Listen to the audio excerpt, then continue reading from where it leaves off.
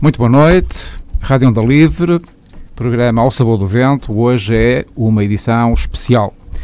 Temos connosco um representante da Associação Napoleónica Portuguesa para falarmos das invasões francesas e da sua reconstituição histórica.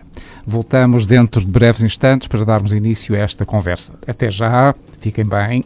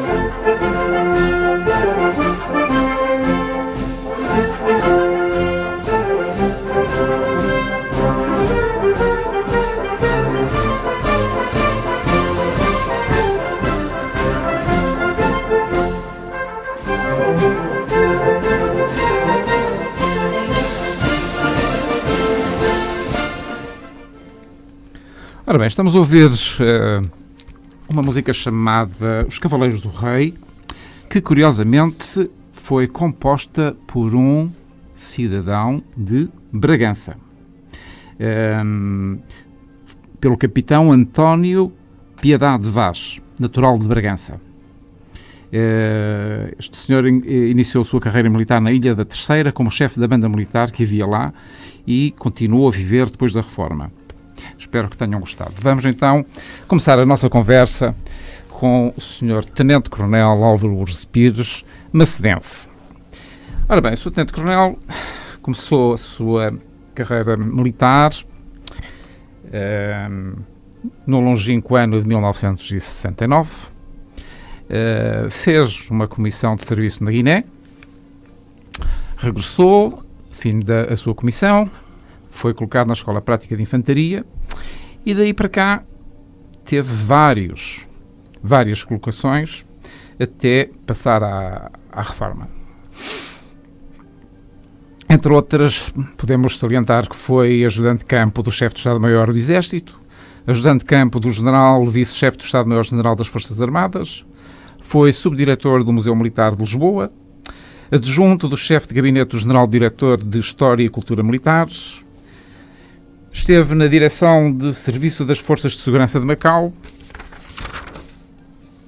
no Museu Militar, como já disse, na direção de História e Cultura Militares. Tem várias condecorações e vários louvores. Para além da vida militar, o Sr. Tenente-Coronel, mas hoje vamos tratá-lo por Alferes, o Sr. Alferes, do Batalhão de Caçadores 6, ao serviço do Príncipe Regente Dom João, e vai ser nessa qualidade que vamos conversar com ele. Mas antes de começarmos a falar sobre este tema tão interessante que são as recriações históricas, temos também de dizer mais qualquer coisa. O senhor, agora Tenente-Coronel, esteve ligado também à direção do Núcleo de Lisboa da Liga dos Combatentes. Está ligado a um clube de Alfa Romeo chamado Bichione, que é uma das suas paixões, e tem muitas mais outras coisas que nós daqui a um bocadinho iremos conversar também sobre isso, depois de terminarmos este tema tão interessante. Bem, vamos começar. Zé Madeira, queres arrancar com a primeira pergunta? Ok, primeiro de tudo, boa noite ao nosso convidado. Para que não haja confusões, eu vou pedir ao Sr. Tenente-Coronel, porque é que ele, quando entrou aqui, era Sr. Tenente-Coronel, e para a tua conversa, neste momento é o Sr. Alferes. Exatamente. Isto em relação à Associação Napoleónica, não é? Ora, boa noite a todos, boa noite aos seus ouvintes. Isto não é despromoção nenhuma. Não. Okay. Em primeiro lugar, agradecer à Rádio Onda Livre este convite para a divulgação da Associação Napoleónica. O meu muito obrigado. e o agora ser de alferes. Quer dizer que eu sou, desde que passei à reforma, em 2011, que sou um associado da Associação Napoleónica Portuguesa. Sou alferes do Batalhão de Caçadores 6, tenho um uniforme do Batalhão de Caçadores 6 de acordo com o plano de uniformes de 1808 e assim sou alferes do Batalhão de Caçadores 6. Que não tem nada a ver com a graduação no Exército Português. Nada, absolutamente nada. Ok. Sr. Tenente, prefere Sr. Tenente Coronel Álvaro. ou Sr. Alferes? O que quiserem. Vamos começar por dar uma ideia do que é a Associação Napoleónica, antes da portuguesa, a Associação Napoleónica só. Portanto, a Associação Napoleónica, há várias associações napoleónicas. Exato. A portuguesa, a espanhola, a francesa, a inglesa, a italiana, a polaca. E em 2003, julgo eu, foi criada a Associação Napoleónica Portuguesa, porque houve o engenheiro Faria Silva, que é o atual presidente da Associação Napoleónica Portuguesa, e mais outros amigos foram à Corunha assistir a uma recriação histórica da retirada do exército inglês para em 1807 ou 8, me parece, que era comandado pelo general Sir John Moore, que morreu nessa retirada. E havia vários representantes de vários países e Portugal não havia ninguém. Portanto, esse foi o mote para a criação da nossa Associação Napoleónica Portuguesa. E o que é a Associação Napoleónica Portuguesa? É uma associação sem fins lucrativos que fazemos, onde os seus associados são elementos de pessoas das mais variadas profissões e que têm um gosto comum, que é a história militar de Portugal. Porque, se repararem bem, as invasões francesas, quando nós éramos novos e estudávamos a história de Portugal, as invasões francesas eram um tema quase tabu, que praticamente não se falava nele. E, na realidade, as invasões francesas, que para mim têm outro nome que eu gosto mais, que é a chamada Guerra Peninsular, porque não foi só a invasão de Portugal, mas foi o combate de Portugal com o exército anglo-luso, do qual Portugal fazia parte, que foi até Toulouse, até a Batalha de Toulouse, que foi a última batalha em que Portugal entrou, em 1814, em abril de 1814. Portanto, é um período rico, muito rico da história militar portuguesa, porque tivemos um exército que foi desfeito, primeiro pelo Junot, os oficiais do exército, em 1807, acompanharam a grande maioria dos oficiais do exército, acompanhou o príncipe regente na sua ida para o Brasil, que foi uma maneira inteligente de Portugal não cair sob o jugo francês, porque os franceses, sob o comando de Junot, chegaram a Lisboa, mas não aprisionaram o rei, coisa que não aconteceu em Espanha, que o rei foi preso e a Espanha ficou sobre o jugo napoleónico. Portanto, esta é uma versão muito curta daquilo que se passou. A seguir, Junot, depois de entrar em Portugal, desfez o exército português. Os poucos elementos que cá continuavam, os melhores foram recrutados para a Legião Portuguesa, que combatia ao lado de Napoleão, e todos os outros foram passados à disponibilidade. Soldados, oficiais, sargentos foram passados à disponibilidade. A partir de 1808, com o Ministro da Guerra, Dom Miguel Pereira Forjás, dá-se a reorganização do Exército Português, que será posto à prova, primeiro, já durante a terceira invasão francesa, com o combate do Coa, em que a divisão de ligeira, comandada pelo general Crawford, entra em combate no Coa, na ponte do Coa. Nessa divisão ligeira fazia parte o 1º e 3º Batalhão de Caçadores, que foi, portanto, a primeira experiência de combate, o primeiro teste de combate ao soldado português. Depois, o grande teste dá-se na Batalha do Bussaco, onde o exército português, recém-formado, se cobriu de glória, e não posso deixar de salientar a carga de um regimento de infantaria no contra-ataque, na carga feita por esse regimento que estava no Moinho de Sula, que perseguiu os franceses em costa abaixo do Bussaco. Ora bem, quando nós falamos das invasões francesas e da sua reconstituição histórica, Portugal teve de facto ações de combate muito intensas em Portugal. E algumas dessas ações de combate são recriadas com grande brilhantismo. As pessoas interrogam-se como é que é possível fazer estas recriações, porque isto tem um custo. Há aqui muito voluntarismo e muito, digamos, chamado amor à camisola, não é? Cá em Portugal, creio que as mais importantes recriações são as da cidade de Almeida e Bussaco, não é? Bom, nós temos todos os anos a recriação de Almeida, do cerco de Almeida, em que vêm recriadores de toda a Europa. Nós, no próximo fim de semana, iremos fazer uma escola do soldado em Almeida. O que é esta escola do soldado? Para depois de quase um ano de inatividade, voltarmos às lides da tropa, entre aspas, e fazemos ordem unida, fazemos tiro com mosquetes, com peças de artilharia e, portanto, vamos reavivar tudo aquilo que é preciso saber para se fazerem recriações, porque nós utilizamos todas as técnicas de combate e táticas que eram utilizadas na altura, em 1800, na altura do século XIX, princípios do século XIX.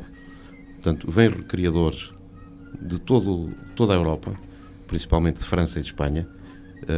Eu estive numa recriação histórica da Batalha de Vitória o ano passado, nos 201 anos da Batalha de Vitória, em que tínhamos um contingente polaco de quase 100 homens e mulheres.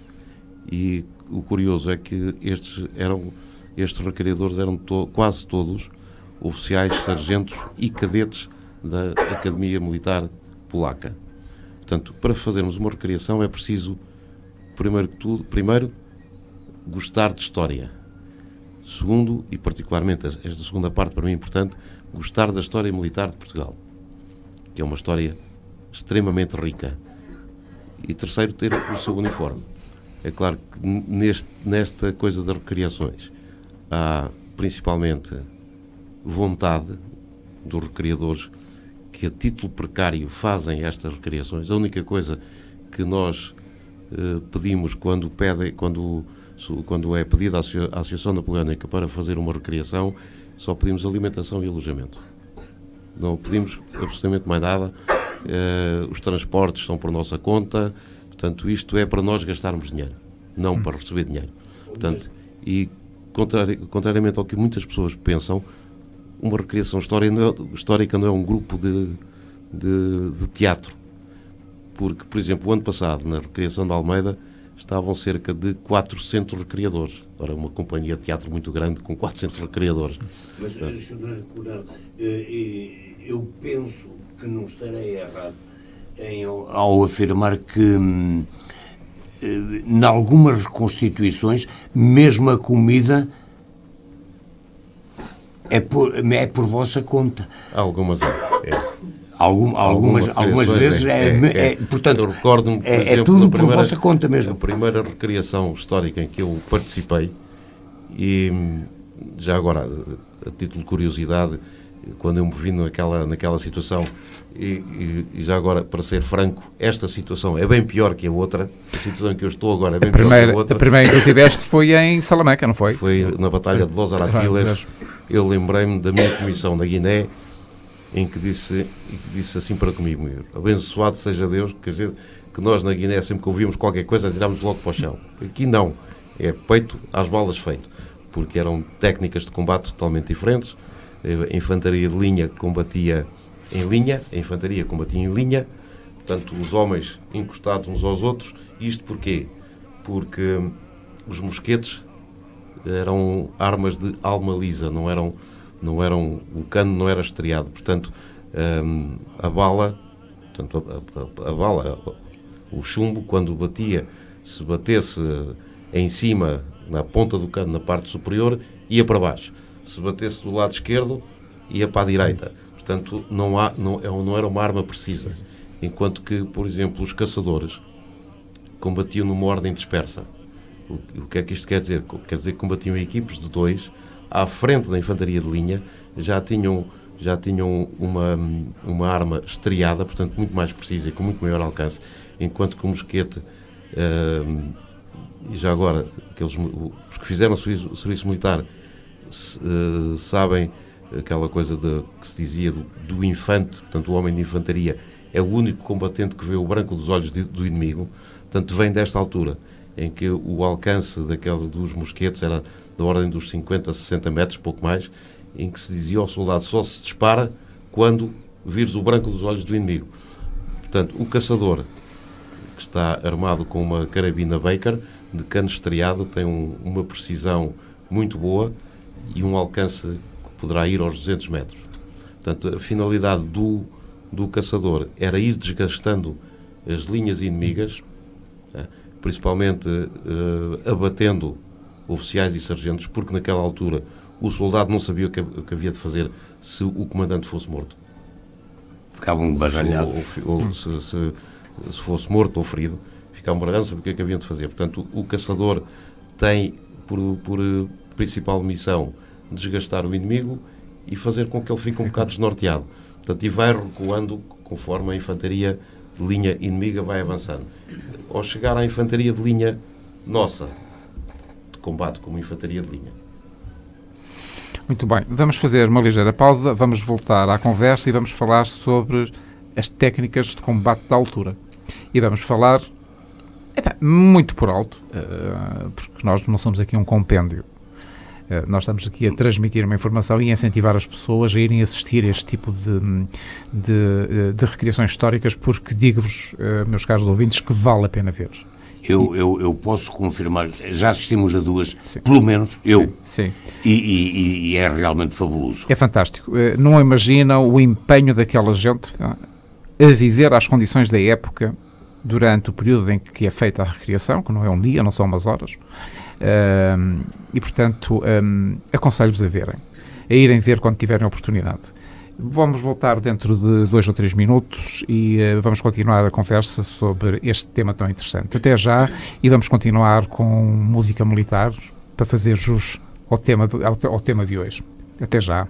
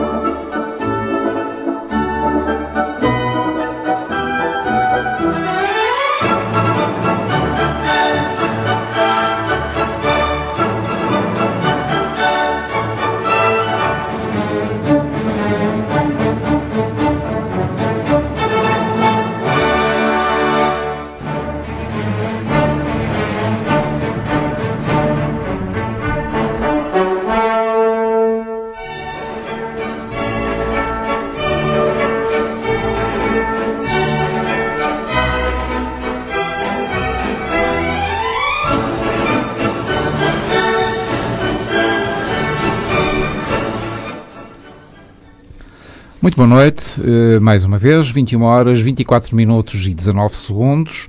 Está com a Rádio Onda Livre em 87.7, 106.0 e também na internet ondalivrefm.net e a nossa página no Facebook Ao Sabor do Vento.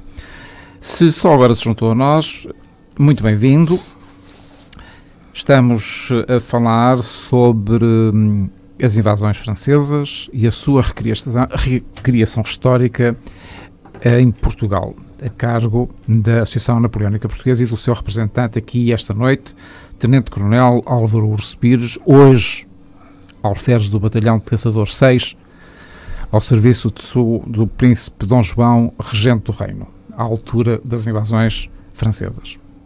Bem, estávamos a falar dos combates. Temos espadas, temos lanças, temos mosquetes, temos canhões. Tudo isso são... E temos cavalaria. E temos cavalaria, exatamente. E por sinal que são lindos exemplares que eu fiquei de olhos em bico, não é? Quer em Almeida, quer em Salamanca, quando lá estive das duas vezes. Portanto, todas estas armas são réplicas. Ou há armas verdadeiras da época? A maioria das armas são réplicas. Embora haja pessoas que têm armas que são verdadeiras. São autênticas obras de arte essas armas. Por exemplo, para lhes dar uma ideia do valor dessas armas, uma carabina Baker, que era a arma que equipava o caçador, tudo isto são armas de carregar pela boca, como devem calcular, hoje é vendida por 11 mil libras. Uau! 11 mil libras. Eu também conheço alguém que tem não sei se chama espadachim, espadachote, verdadeira. Também conheces? Conheço. A infantaria de linha está equipada com um mosquete, também de carregar pela boca, a Brown Bess, que era uma carabina inglesa que foi fornecida a Portugal quando o exército português foi portanto, não levantado graças ao Ministro da Guerra, Dom Miguel Pereira Forjás, que deu o comando do exército português ao Marechal Beresford, marechal inglês que veio para Portugal para, efetivamente, levantar o exército português. E, como disse há pouco, foi na Batalha do Bussaco que foi posto verdadeiramente à prova o valor do exército português. E o valor do exército português era tão bom que na Batalha de Waterloo o general Wellington, Sir Arthur Wellesley, mais tarde conhecido por Duque de Wellington, numa altura em que os franceses estavam na mão de cima na Batalha de Waterloo, ele teve este desabafo: que falta me fazem os meus galos de combate. E esses galos de combate eram os caçadores portugueses. Isso é um elogio, meu Deus. Meu Deus. É verdade. Sobre as recriações históricas, nós fazemos com todas as técnicas de combate e táticas da altura. Como já disse, a infantaria combatia em linha e os caçadores em ordem dispersa. O que é o combate em linha? O combate em linha é uma formação do pelotão ou da companhia ou do batalhão, os homens lado a lado, com os ombros encostados uns aos outros, praticamente quase colados uns aos outros, em que, por exemplo, numa situação real, a primeira linha era mandada a ajoelhar e fazia fogo. E enquanto a primeira linha, depois de lhe ser dada a ordem de carregar, a segunda linha fazia fogo e vice-versa. Continuavam sempre, enquanto uns fazem fogo, os outros vão carregando. Um bom atirador, nesta época, um bom atirador conseguia fazer 3 tiros por minuto. Eles nunca recarregavam sem ordem de recarregar. Sem ordem de recarregar ninguém. Portanto, era necessária a ordem do comandante, chamemos-lhe assim. O comandante de pelotão recarregar é que dava as ordens todas. Os sargentos do pelotão tinham por missão evitar que o soldado fugisse da frente de combate. Como se diz hoje em dia, até de Vila de Hugo. Exatamente. Portanto, tudo isto era feito à ordem do oficial. As ordens eram, por exemplo, carregar. Depois de carregado era preparar, os homens levavam a arma ao ombro. E depois a voz de fogo, todos disparavam ao mesmo tempo. Voltando só à questão da recriação, em que disse que, vamos dizer assim, o armamento são réplicas, mas o barulho é autêntico. O barulho é autêntico, é tudo com pólvora seca. Eu estou a falar nisso porque eu estive lá, como disse há bocado, estive lá 2 vezes e fiquei meio surdo. O barulho é autêntico. O barulho é autêntico, exatamente. Okay. E uma coisa interessante, que já agora que me esqueci de falar, todas as vezes que a infantaria era atacada pela cavalaria, forma o quadrado, onde o porta-bandeira, por exemplo, e o oficial vão para o centro do quadrado. Nunca ficam fora do quadrado, porque a missão dos soldados é evitar portanto, responder ao ataque da cavalaria e, ao mesmo tempo, defender o oficial e o porta-bandeira. E o porta-bandeira, por alguma razão especial? A bandeira é o símbolo. Por causa do simbolismo, era isso que eu queria que o Sr. dissesse. Ora bem, são 21 horas e 30 minutos e 36 segundos, uma pequena pausa para os nossos compromissos publicitários. Voltamos em seguida. Até já. Fiquem aí connosco. Este também.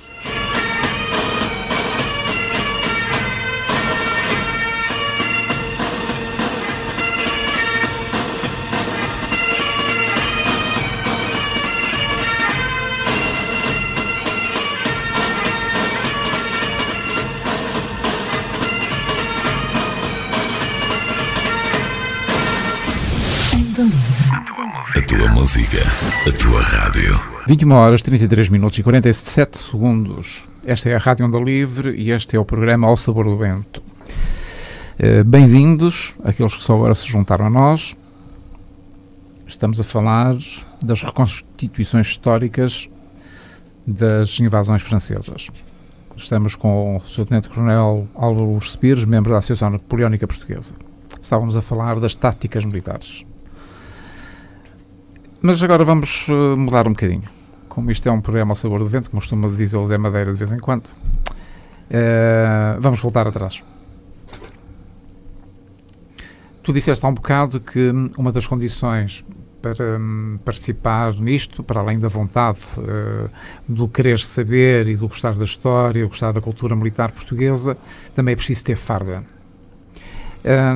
Eu li que foram feitos vários estudos em relação aos fardamentos da época e que foi contratado um estilista também para fazer estas fardas, não é? E que a própria escolha dos materiais obedeceu a vários critérios de escolha, não é? É verdade, obedeceu a vários critérios, principalmente para ser o mais próximo os tecidos serem o mais próximos daqueles que se usavam na altura. Por exemplo, eu não sei o nome técnico a farda dos caçadores é castanha e não sei que tipo de pano é que tecido é que era utilizado. O nome, não sei. Por exemplo, a farda do oficial, embora seja também castanha, é de um tecido mais fino do que a do soldado. Portanto, mas é fácil saber que tipo como eram os uniformes da altura, porque em Lisboa, no Arquivo Histórico Militar, existem os regulamento de uniformes daquela época, é só uma questão de consultar. E foi isso que os elementos da Associação Napoleónica fizeram. Portanto, todos os uniformes são feitos rigorosamente como eram na altura da Guerra Peninsular. Vamos lá ver, para as pessoas que estão lá em casa a ouvir-nos, grosso modo, um fardamento irá até que valor? Digamos, de um soldado, ou de um sargento, ou de um oficial? Eu só posso falar do meu. O meu estará quase pela volta dos 2.000 euros. Como? 2.000 euros. O tecido, as barquetinas, os dragões, as dragonas, não? A charlateira, que são as insígnias do oficial, as botas, a espada, o sabre, Tudo, o talabarte, todo o equipamento estará à volta quase dos 2.000 euros. O equipamento de Alferes, Da Alferes. que faria o equipamento É igual, é igual. É igual? A única coisa que muda são as insígnias tanto as charlateiras, em que, por exemplo, a de Alferes e Tenente é igual, enquanto a de Alferes tem, a charlateira tem uma com franjas que fica do lado esquerdo, a do lado direito não tem franjas, a do Tenente as franjas passam para o lado direito e a sem franjas para o lado esquerdo. Estamos a falar dos anos de 1810. 810. Isto para quem esteja na tropa ou que tenha estado recentemente não confundir essas coisas. Sim, exato. Estamos a falar em 1810, não é? O Regulamento de Uniformes de 1806 e 1810. Ok. Eu ia para lhe fazer outra pergunta. Quando não conseguem de imediato, não sei se é assim que se poderá chamar, o tecido para fazer o fardamento, isso vem de algum lado? Ou Não, encontra-se facilmente. Encontra-se Em lojas de facilmente. tecidos encontra-se facilmente. Portanto, é uma coisa vulgarizada cá. É. Ok. O que é a Saragossa? A Saragossa é o tecido. É o tecido? É o tecido da farda do soldado. É que... O soldado caçador Sim. e o que Sim. é a castanha. Sim. A infantaria era azul. Exatamente. A do Sr. Alferes é de... Tem uma mistura de lã com cachemira. Com cachemira. Isto só para os nossos ouvintes ficarem a fazer a ideia de que até no equipamento era necessário obedecer a determinadas normas, não é? Exatamente. Hoje em dia deve ser para Ikaki ou coisa dessas. Não sei.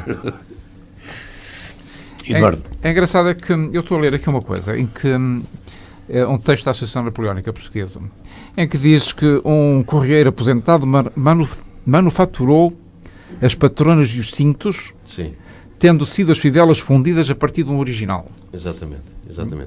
o que são patronas? A patrona era a bolsa onde o soldado levava As missivas. Não, as munições. As munições. Era chamada patrona. Uma bolsa em couro que vai presa ao talabarte. Tem um talabarte. Portanto, eles têm o talabarte onde vai a baioneta e tem um talabarte que cruza onde vai a patrona. Onde é suspensa a patrona. Sr. Alferes ou Tenente Coronel? Como quiser. Como quiser. Eu estou a vê-lo fazer aqui os gestos e, portanto, estou a chegar à conclusão que os talabartes são cintos. São cintos que são apoiados no ombro. No ombro. Não, pronto. É que as pessoas podem estar a ouvir o que é um talabarte. Eu, pelo gesto, chego à conclusão que será uma espécie de cinto. Exato.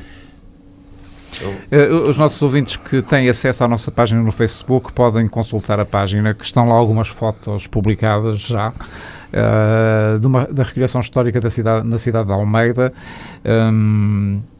E eu daqui por instantes vou na nossa página partilhar um pequeno vídeo referente à recriação histórica da Batalha de Los Arpilas, não é verdade? Arapilas, em Salamanca, e onde o exército português se cobriu de glória. Exatamente. Vejam, porque esse pequeno vídeo feito a partir de fotos está bastante interessante e podem ver com algum detalhe os fardamentos dos vários grupos em presença naquela recriação histórica, para além dos portugueses, os franceses, os espanhóis, os ingleses, os escoceses também, não é? Também estavam, exatamente. Os escoceses que é infantaria. Que eu vou partilhar dentro de alguns instantes convosco. E se alguém conseguir identificar o ex-alferes atual Tenente-Coronel, pode fazer comentários na nossa página. Pode. Aliás, a primeira fotografia que eu coloquei hoje na nossa página é uma fotografia do Sr. Alferes na recriação histórica de Almeida. Como é que o atual Tenente-Coronel Urs de Pires se poderia ter chamado como Alferes?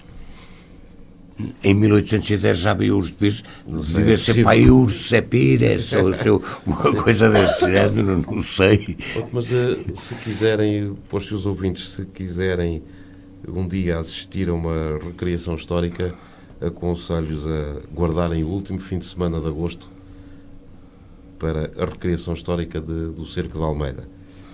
Acho que é 28, 29 e 30 de agosto, onde no dia 29, sábado, há o acampamento histórico, que está aberto ao público. À noite, uma recriação dentro da muralha de Almeida e uma recriação também no domingo de manhã dentro da Vila de Almeida. Eu tive o privilégio de já assistir ao espetáculo desses, assim como a Arapiles, não é? Los Arapiles. E aconselho vivamente a quem tiver a oportunidade que não deixe de ir visitar. De facto, é algo de muito interessante que merece a pena ver. E garanto-vos que quando olham para aquelas pessoas que estão ali passar 2, 3 dias a custas próprias, e reparem nas expressões deles, o realismo com que desempenham as suas missões no campo de batalha é fantástico. E há uma coisa que é interessante, que eu fiquei assim espantado quando me foi apresentado um senhor em Salamanca que vinha saber que era professor da Faculdade de Letras de Lisboa, e o papel dele nesta reconstituição era de soldado, mas a paixão dele... Soldado do Batalhão de Caçadores 6. A paixão do senhor tocou-me profundamente. E eu agora quero ainda aqui salientar outra coisa que, através da rádio, por enquanto ainda não se pode transmitir. É que, inclusivamente, o cheiro é muito interessante. Estou a imaginar aquele ambiente todo, com os cozinhados, os cavalos, o feno, a erva, aquilo tudo misturado, é muito engraçado. Ora bem, nós estamos na ponta final do nosso programa, mas há aqui um tema que eu gostaria de falar, porque é muito importante e que aquilo que vos vai ser contado aqui mostra bem a importância que estas recriações históricas têm, não só para a Europa, mas para o mundo inteiro.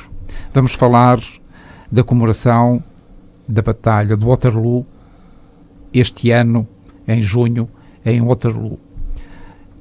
E de um senhor muito conhecido a nível mundial, que quando for dito o nome, vão ficar a saber porque é que eu disse que é da máxima importância. Álvaro, fala-nos da recriação histórica do Waterloo deste ano. Bom, o Waterloo este ano comemoram-se os 200 anos da Batalha de Waterloo.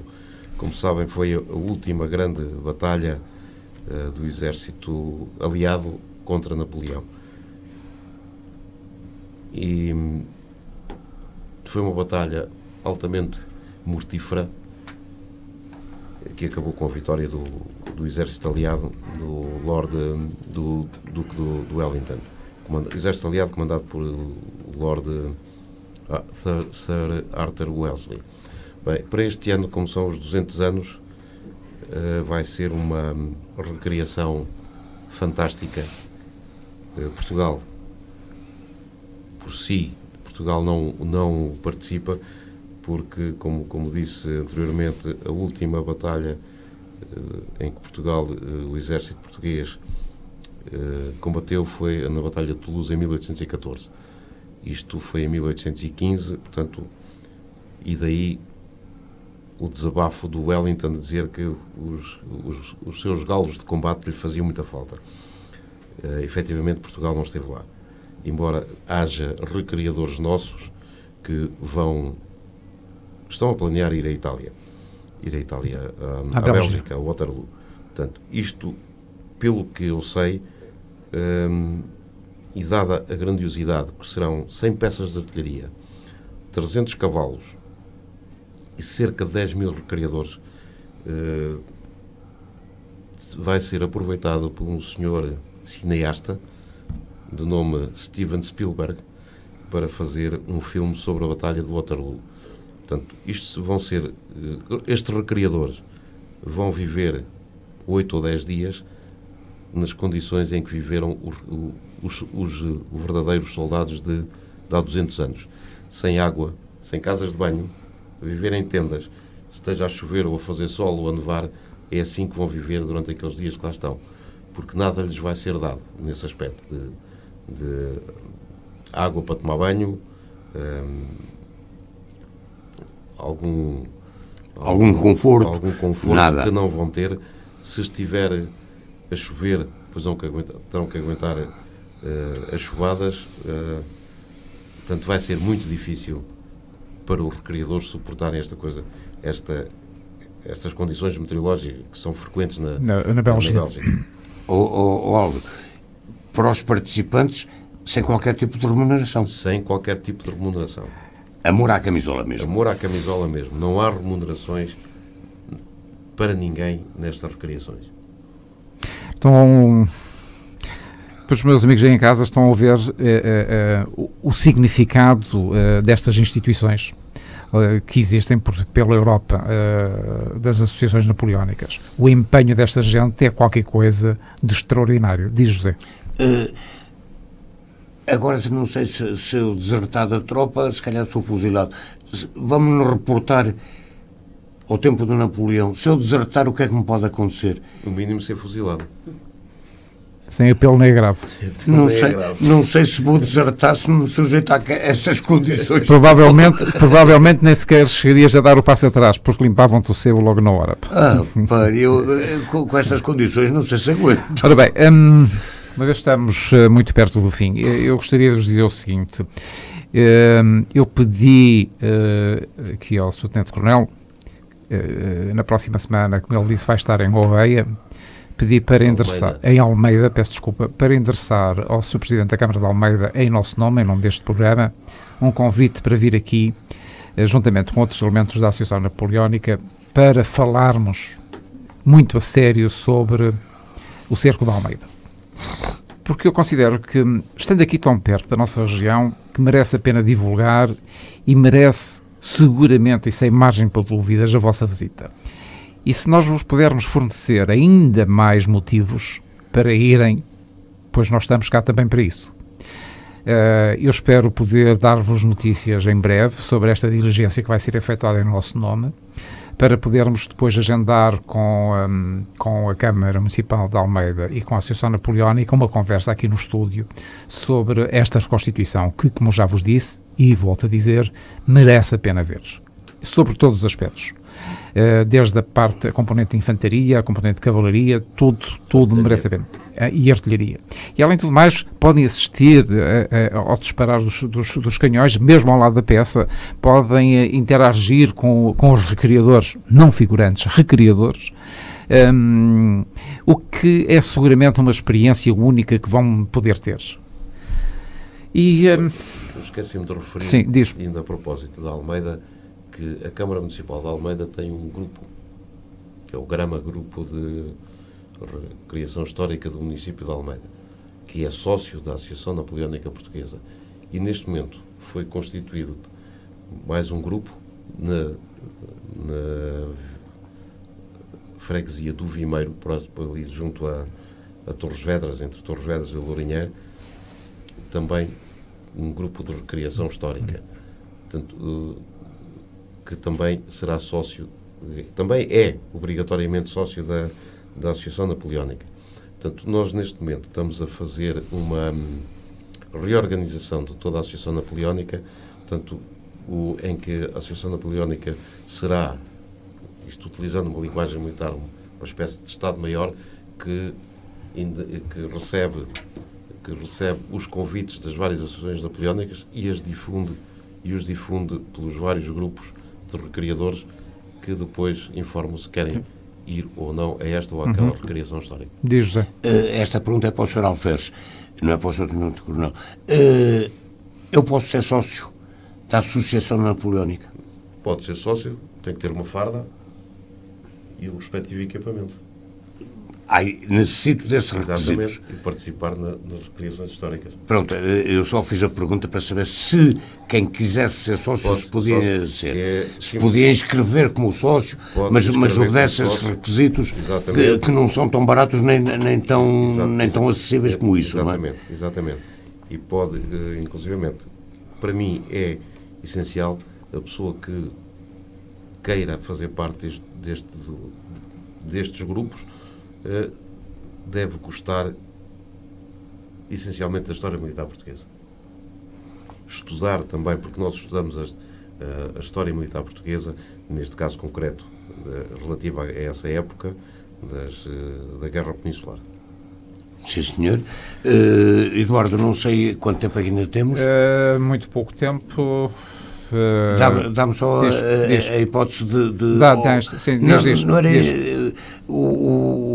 neste caso o Sr. Alferes divulgou aqui que estão a constituir sócios da Associação Napoleónica. O nosso programa não se limita a dar entrevistas ou a fazer entrevistas ou a entrevistar seja quem for. Também fazemos divulgação de cultura. Exatamente.